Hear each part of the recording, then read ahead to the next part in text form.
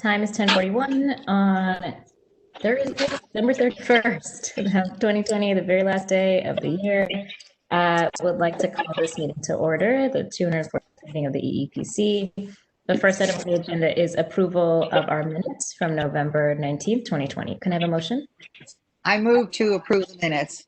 I second. You all in favor? Aye. None in the abstention and none in the negative. Just also want to note for the minutes that is not on today's call. Item number 3, new business. A, proposed meeting schedule for 2021. Meeting schedule was sent to the commissioners with the commission meeting package. And I guess at this point, the commissioners can review the dates for 2021. And if there's any conflicts, you can let us know and we'll revise it. I apologize. I have not reviewed them. I will be back to you. Okay, so you can get back to us via email if anyone has a conflict, and we'll revise the date. Okay. There are 10 meetings scheduled for 2021 so far. Thanks for sending that away. And for now, we should assume that unless otherwise, we have no.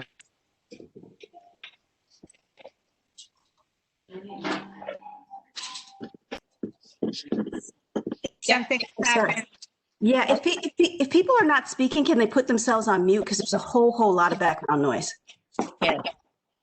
Okay, John.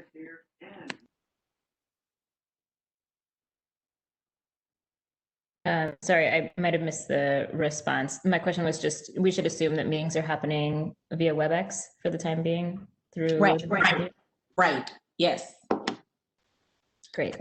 Okay. Thanks. Commissioners know when we fully come back to in-person meetings, which I don't anticipate being for a while. Yeah. Okay.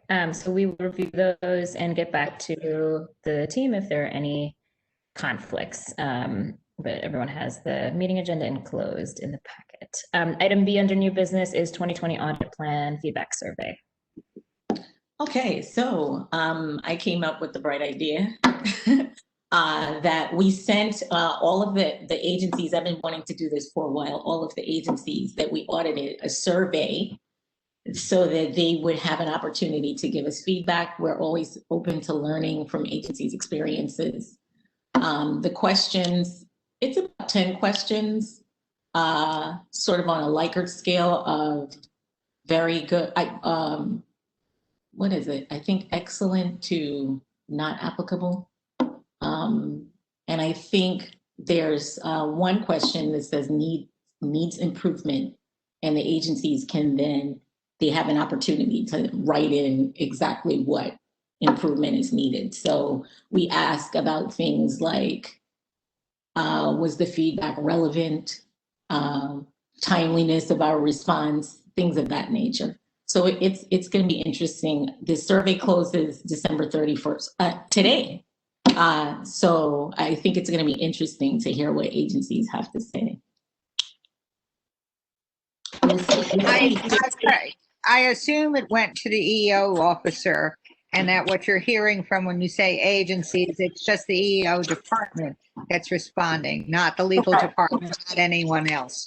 Correct. It's the main liaison to our audits, which is the EEO officer. They would be best able to provide feedback, but they're providing feedback on behalf of the agency and all of the other individuals' experiences. So we'll see. Has it been distributed already to agencies, or is it to be distributed?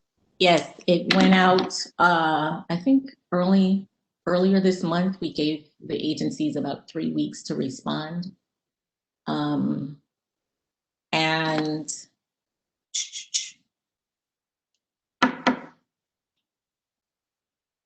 I want to say it closes this week, but it may close next week. But anyway, agencies have been kind of itching to give us feedback for a while. Sometimes they give us feedback via email, but I figured this would be a formal way for us to collect information and to actually rate ourselves. Has anybody answered early? So far, I think we have about close to half of the agencies that responded. So I asked Letizia to send out a reminder today, urging agencies to respond and explaining that this is their opportunity to give us feedback. So I'm looking forward to it.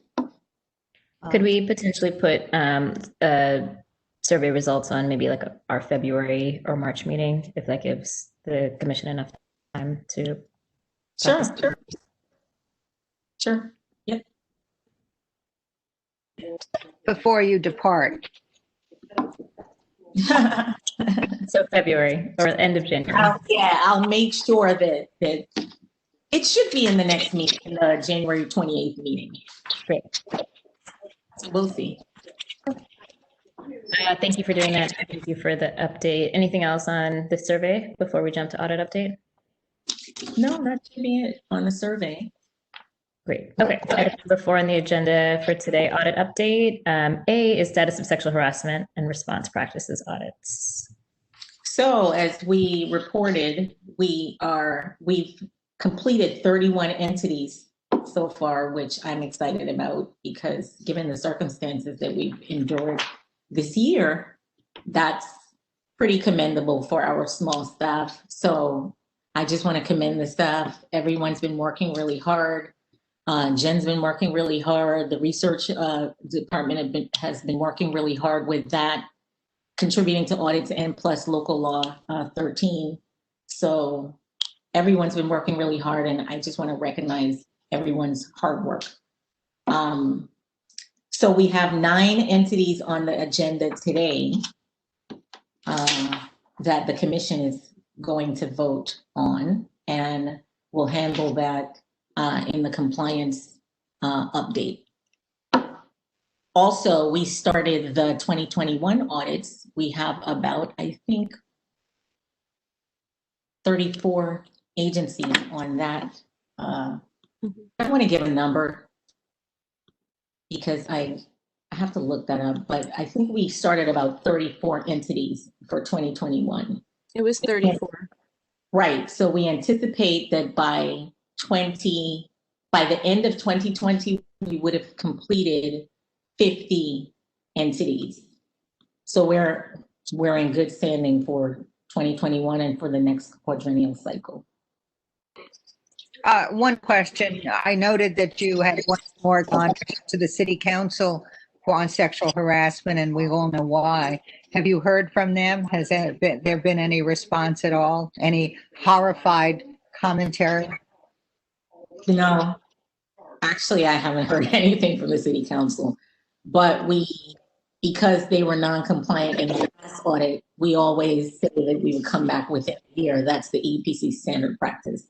If you're non-compliant, we come back within a year. And so here we are, and we'll see what we come up with. Well, they're going to be undergoing an election change, so one wonders whether that is a portion of what you're going to be dealing with. I mean, come June, you will be dealing with primaries, which will all mean that the new council members will be elected. And clearly by November, there'll be a change of, I think at this point, 2/3 of the city council changes are mandatory because of term limits. So it's an interesting, what impact that will have on the normal administration, I do not know. Sasha probably has a better idea than I do. Well, what's going to happen is by June, we should have started the compliance monitoring period. So the audit has started. Our questionnaires, our preliminary interview questionnaires went out at the end of, or at the beginning of the month. All of the surveys went out together, so I get confused. The how did we do survey went out, plus the preliminary interview questionnaires went out to the agencies for 2021. So by the time that they finish completing their questionnaires and they come back and the analyst is able to write the audit, it should be, the preliminary determination should be issued within either January or February. And then they have the opportunity to respond if there's no back and forth this time, which we haven't heard anything yet. And I anticipate that they should be in the compliance monitoring period by June. So whether or not there's But they didn't follow our calendar the last time round, and there's no reason to believe they will this time either.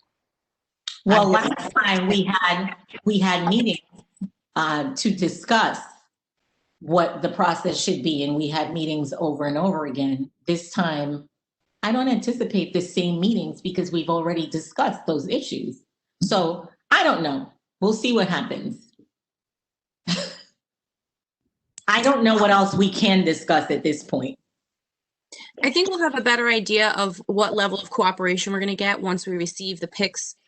If they've responded to any of them, then we know that maybe we can move forward with it. If we get no response like we did last time, then it might be an uphill battle. But I agree with Sharice in that we can't, there's nothing really more to hash out. We have our position, they have theirs. We're moving forward with our audit. And if they choose not to participate, then we just keep moving. We just keep issuing what we have to issue because they're getting audited either way.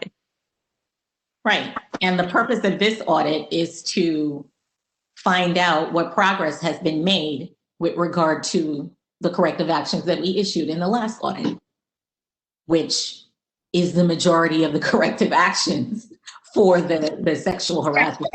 But at this point in time, their stalling last time had to do with the independent audit they were having done by contract with a third party. At this point in time, that should have been completed. Ergo, that excuse is gone. So it's, and whatever that finding was, we ought to be able to see that as well. That ought to be a document that we can see, but who knows?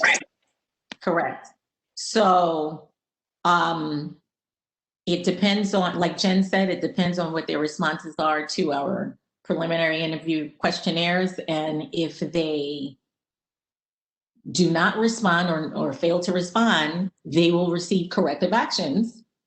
And then, they'll have an opportunity to respond to that. And if they don't respond, they'll receive non-compliance, and we'll just come back again in another year.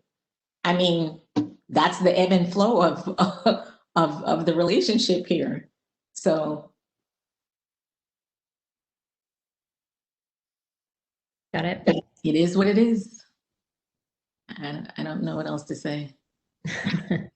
Thanks for the update. Is there anything, before we jump to a vote, we went over 2020 and 2021 sexual harassment update. Anything you want to add before we go to a vote? Okay. So let's jump to item number 5, status of 2020 audit plan. I think we addressed this, but is there anything in addition? No, we're ready to do the compliance review. Great. Okay, so we have 9 items up for a vote today. I'll read them one by one. To be voted on, Resolution 2020 AP 245-1 2020 C23, Department of the Aging. Resolution 2020 AP 245-256 2020 C4, New York City Police Pension Fund. Resolution 2020 AP 245-057 2020 C25, Fire Department of the City of New York. Number 4, Resolution 2020 AP 245-13 2020 C26, Office of the Queensborough President. Number 5, Resolution 2020 AP 245-032 2020 C27, DOI. Number 6, Resolution 2020 AP 245-8 2020 C28, Office of the Actuary. Number 7, Resolution 2020 AP 463, 2020 C29, Bronx Community College. And the last 2, number 8, Resolution 2020 245-996 2020 C30, New York City Housing Authority, and Resolution 2020 AP 245-868 2020 C31, DCAS. Can I have a motion? Move to approve the compliance resolutions. And I second. Great, all in favor? Aye. Great. And none in the negative and no abstentions. With that, we can transition to executive session. Dennis, when you're ready, you can go ahead and pause the recording. Before we do that, Sasha, I have a question. Do we have any further movement on the appointee of a replacement commissioner from the city council before they leave town? I mean, I've reached out. Yeah, go ahead. I have reached out to the speaker's office about the possibility of doing that. It's not something that is currently on the top of the agenda, but I will continue to press. Jack, one. Yeah, That's because they really will be probably winding. something to discuss in executive session. I'm sorry to interrupt. Okay. That's probably something we should discuss in executive session. Okay. Jen, are you still there? Jen? I'm here. There was one other entity that we were pretty close to completing compliance for. I think it was the Independent Budget Office. Yes. They, I'm sorry? Do you want to just give one small update before we go into executive session on that agency? Sure. So the Independent Budget Office, their compliance monitoring period ends today. And we've been working very closely with their team. We've had multiple conference calls. The analyst has been very responsive in guiding them through this process. They anticipate providing updates to the last 2 corrective actions today. So that's why they're not on today's agenda, but we anticipate they'll be in January. We just need to have them provide those updates. We've talked to them about what's needed, and we can review them, then they'll issue the final action memo. So they'll be in January, but I don't anticipate there being any issue. It's just a matter of timing. They had until the end of this month to provide their updates, and they are doing that yesterday and today. So that is why their compliance monitoring period ends today, but they're not on today's agenda. Yep. We missed it by a hair. Very close. They've been really working hard to satisfy the corrective actions in a meaningful way. So I'm confident that they'll be able to be on the next agenda, the next meeting. Okay, great. I think we can go into executive session and then answer some of the commissioner's questions now, and the question Commissioner Reese has. Do you need me to stay on for executive session? No. Okay. New Year, Jennifer.